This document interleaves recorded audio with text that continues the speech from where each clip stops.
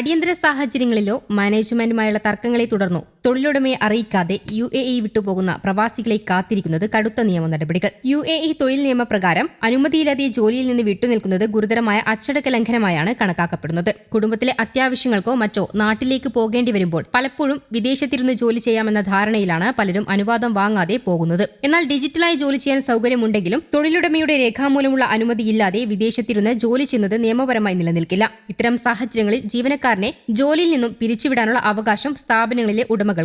UAEയിലെ പരിഷ്കരിച്ച തൊഴിൽ നിയമമനുസരിച്ച് 1 വർഷത്തിനുള്ളിൽ തുടർച്ചയായോ 7 ദിവസമോ വ്യക്തമായ കാരണങ്ങളില്ലാതെ ജോലിക്ക് ഹാജരാകാതിരുന്നാൽ നോട്ടീസ് കാലയളവ് പോലുമില്ലാതെ ജീവനക്കാരനെ പിരിച്ചുവിടാൻ തൊഴിലുടമയ്ക്ക് സാധിക്കും. കൂടാതെ ഇത്തരക്കാരെക്കുറിച്ച് മാനവ വിഭവശേഷി മന്ത്രാലയത്തിൽ പരാതിപ്പെടാനും കമ്പനികൾക്ക് അവകാശമുണ്ട്.